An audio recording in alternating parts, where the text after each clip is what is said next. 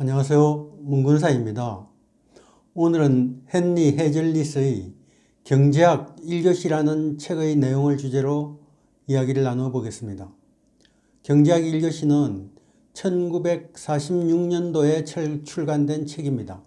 무려 73년 전 이야기입니다. 그런데 제목의 1교시에서도 느껴지지만 이 책은 어려운 경제이론이 아닌 경제학적인 사고를 가르쳐 주기 때문에 경제를 모르더라도 이해하기가 아주 쉽습니다. 그리고 오늘날에도 유효한 내용을 많이 담고 있습니다. 이 책은 온라인 서점에서는 절판이 되어서 구하기가 어렵고 중고 서점에 가면 찾을 수 있습니다. 도서관에도 대부분 보존서고에 들어가 있기 때문에 공개 열람실에는 없는 경우가 있습니다. 도서관에서 대출을 하시려면 이 청구 기호를 적어서 사서에게 제출하시면은 사서가 보존서고에 가서 책을 가져와서 대출을 해줍니다.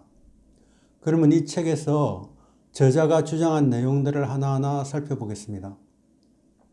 첫째, 한동안 우리 사회의 화두가 되었던 잡 쉐어링, 즉 일자리 나누기에 대해서 살펴보면 이 일자리를 나누게 되면 생산 공정에 추가되는 노동자들이 생겨나게 됩니다. 그렇게 되면은 이 노동자들을 관리하기 위한 인력, 또 그 노동자들의 이동에 필요한 요소, 대기 공간 확보, 작업에 필요한 작업 도구와 작업복, 작업화 등등 투입되는 생산 요소가 증가하게 됩니다. 그러므로 총 생산 비용이 증가합니다. 또 교대에 필요한 시간 등등 순효과 면에서 보면 작업량은 줄어들 수밖에 없습니다. 이로 인해서 당초보다 더 적은 양의 재화가 생산되게 됩니다. 교대 문제가 없다고 하더라도 총 노동 투입량의 증가가 없으니까 당연히 생산량에는 중요한 증가가 생기지 않습니다.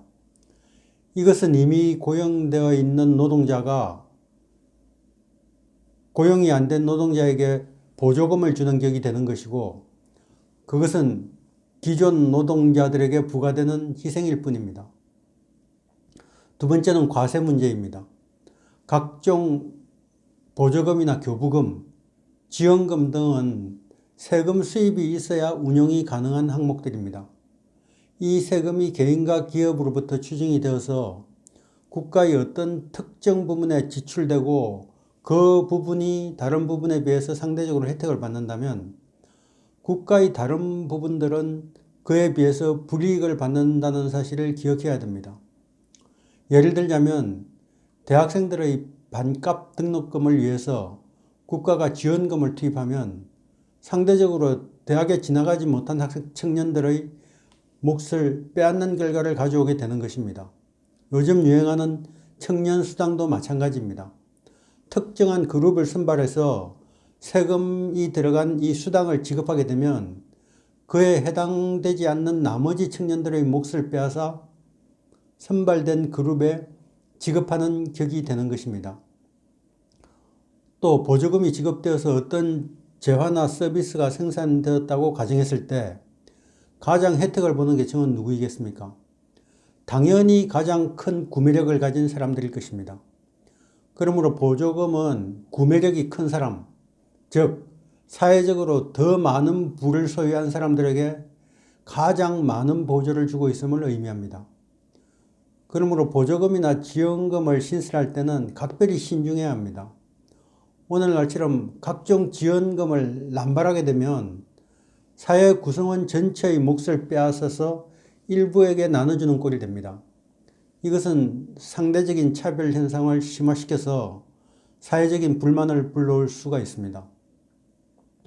세 번째는 공무원 정원으로 일자리를 늘리는 문제입니다. 만약에 우리나라 군인의 수를 10만 명으로 한 4, 50만 명을 줄이면 어떤 효과를 가져올까요? 경제활동에 투입되지 않고 자원을 소모하기만 하던 50만 명이 생산에 투입되면 그 사회적인 부를 매우 증가시키는 결과를 가져올 것입니다. 비용이 수익으로 바뀌게 되는 것입니다. 그러면 국민 총생산은 자연히 높아집니다. 정부 공무원에게도 동일한 논리가 적용됩니다. 그러므로 공무원을 늘리는 것은 군대를 늘리는 것과 똑같습니다. 또 국회의원의 정수를 늘리거나 허울뿐인 지방자치를 위해서 지방의회 의원들을 많이 선출하면 할수록 국민 전체로 볼 때는 마이너스 효과를 가져오는 것입니다. 그러므로 지방자치 의원들이라도 생업에 종사하면서 무보수로 의원직을 수행하는 스웨덴과 같은 형태로 정치 제도를 개편해야 합니다. 이 책의 저자는 공무원 늘리기에 대해서 다음과 같이 말했습니다. 당신이 도둑에게 돈을 빼앗길 때 당신은 그 대가로 아무것도 얻지 못한다. 필요 없는 관료들을 지원하느라고 세금으로 당신의 돈을 빼앗기는 것은 당신이 도둑에게 돈을 빼앗기는 것과 똑같은 것이다. 네 번째는 최저임금입니다.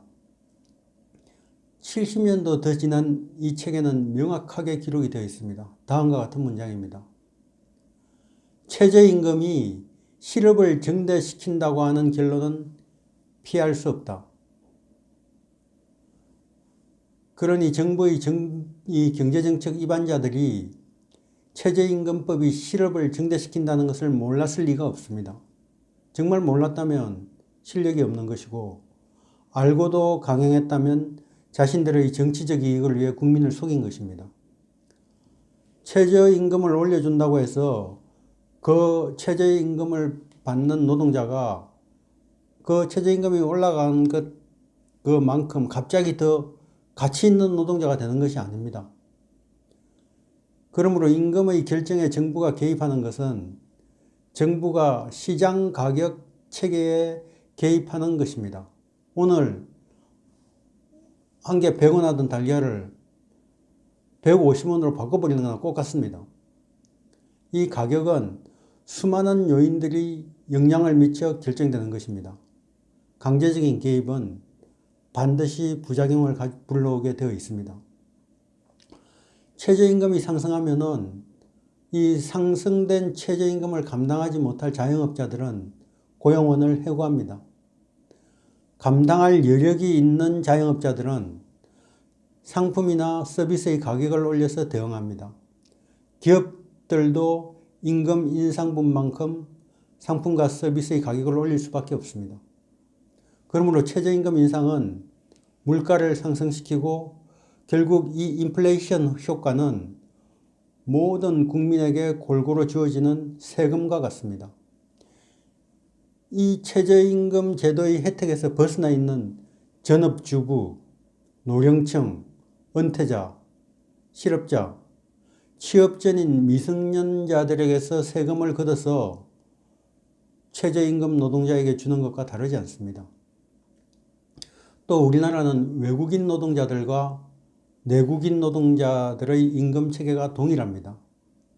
OECD 어떤 나라도 이런 제도를 가진 나라는 없습니다. 노동법에 따르면 단순 노동에 종사하는 노동자에게는 수습기간 급여를 감액할 수 없습니다. 특히 미숙련된 수습 노동자에게도 이 법령 때문에 외국인 노동자에게는 수습기간이 적용되지가 않습니다. 이런 체제 아래서는 내국인 노동자가 외국인 노동자에 비해서 상대적으로 불평등한 대우를 받는 상황이 발생하게 되는 것입니다.